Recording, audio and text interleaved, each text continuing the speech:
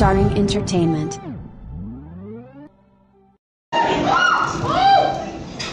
For me, I'm really happy of what me and Haya have, because we've been closer for the past few months, because we've been doing workshops, relationship works, and especially the music video. And I'm just happy to be there with her, like seeing her grow as an actress. And I think, syempre Marvin na yan, hindi namin, ayaw po namin mag-compare, and we just want to grow as a love team na may each identity. Yes, yes. Same thing. I don't really want to think about that. I don't right now. I mean, so far we're just really focusing sa project natin, and of course our relationship and the foundation of our relationship din. Pero so far, you know, I feel very, ano. Parang kilig na kilig ka, Yasmita.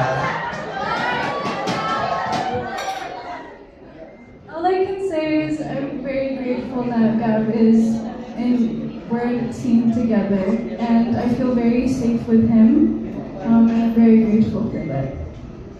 Eh, Krisha, kayo, kumusta na ni Jerome?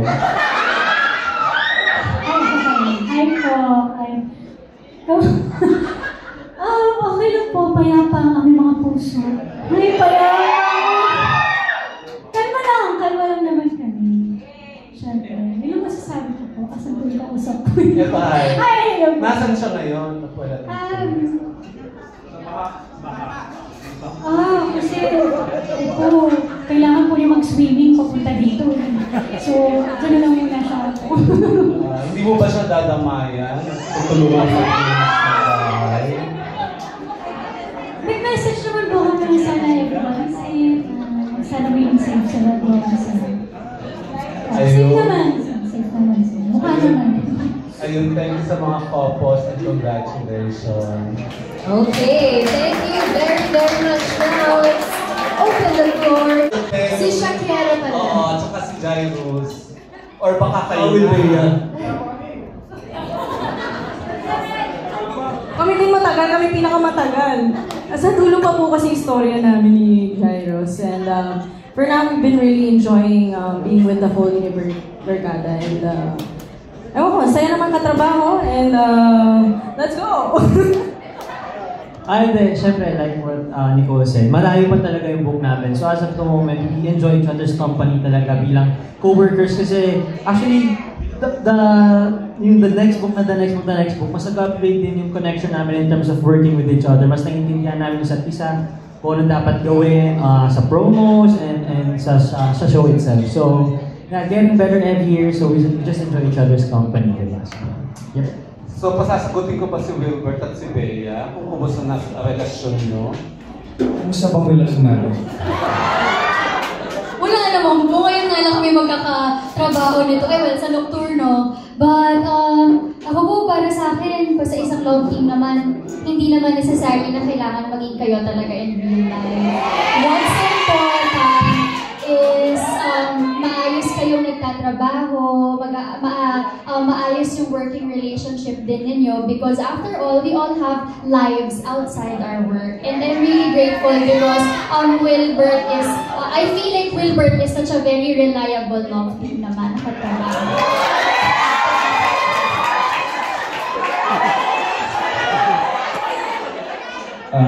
Thank you for your wonderful words. Kaya matagal po kasi yung book namin, so friends naman kami. Parang kinikilig ka habang nagsasalita si Bea. Sabi niya, responsible daw ako eh. Reliable pala. Nakatrabaho na po kasi kami sa Nocturno, so alam na po namin yung working relationship namin, paano kami, nagka-eksena na kami sa... Ikaw na nga, nagkaka-eksena na po kami sa mismo, so... Ayun po. Yun lang. Ayun, thank you guys. Phoebe, one question lang yun. Oo nga, thank you po. Maluyo o mag-sorry.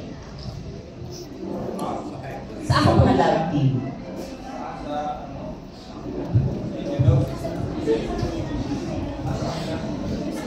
Ay, di pa po kami nagkaroon ng tambuhan ni Haya, pero of course, yung lalaki po syempre kailangan po ng manuyo para sa akin.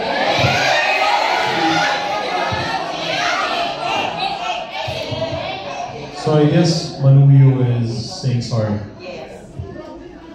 Yeah. I agree with that.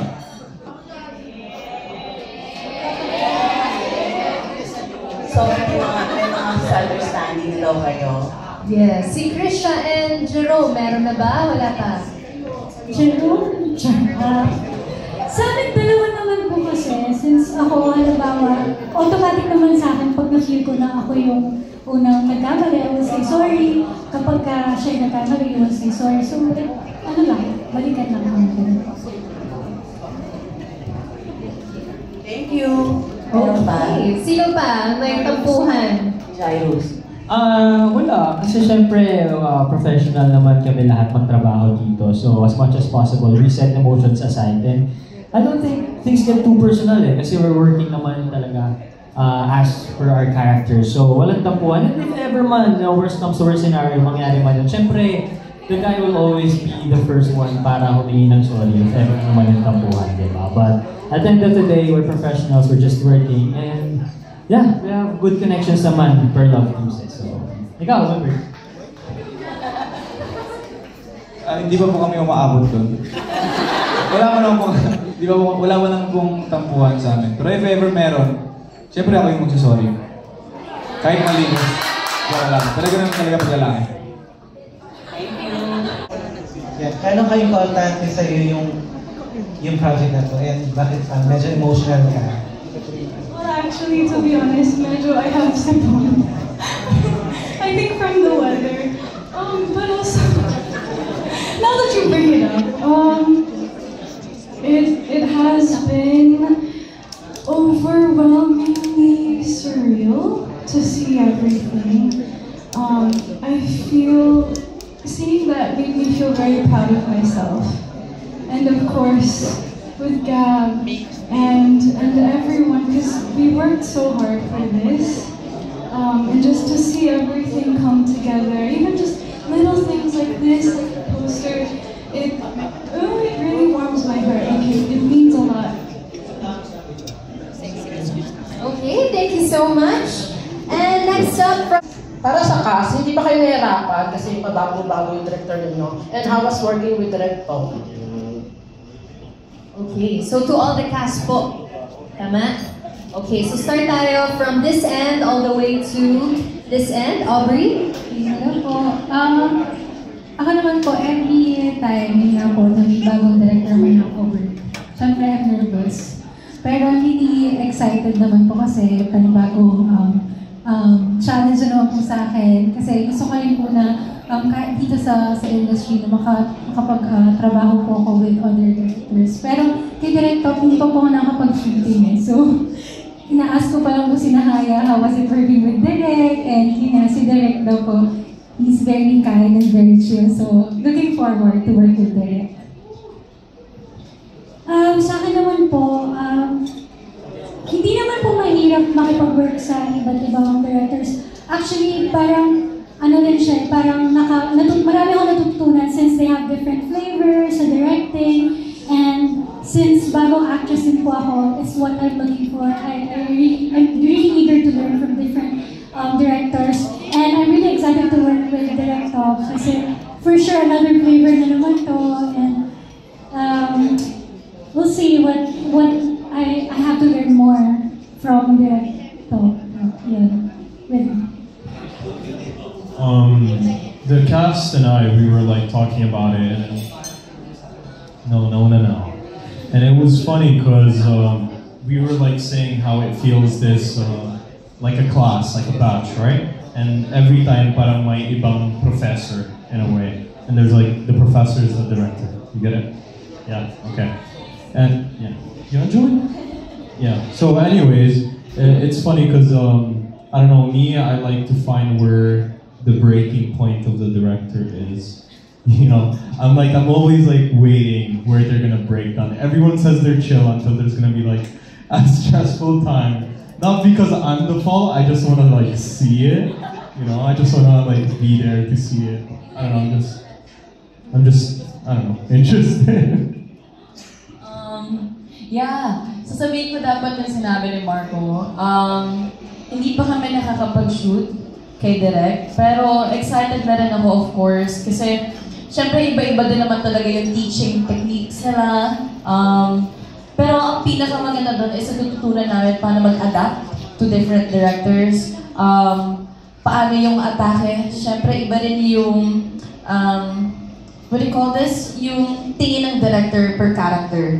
And so, yeah, I'm just so excited to work with Direk and to bond with Direk. And so, yeah.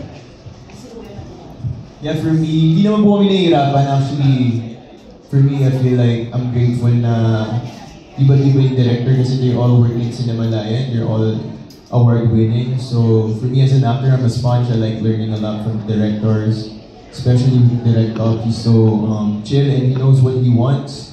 So, sa set, parang super light, masaya, and I'm just grateful to work with him. And then, same answer, similar to Gav and kay Krisha. As a new actress, for me it's been exciting because I've been able to learn more with every director that I happen to work with. And I think it's also good and exciting because with every project sa university, every show, every book sa university series, each director brings something new, brings something different.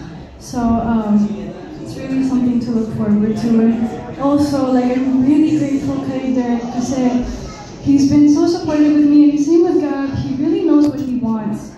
So like, I trust him, and I'm very thankful that we've established a safe space within us then. No matter what happens, going on set, doing anything, so I appreciate you, Direk. Yan na.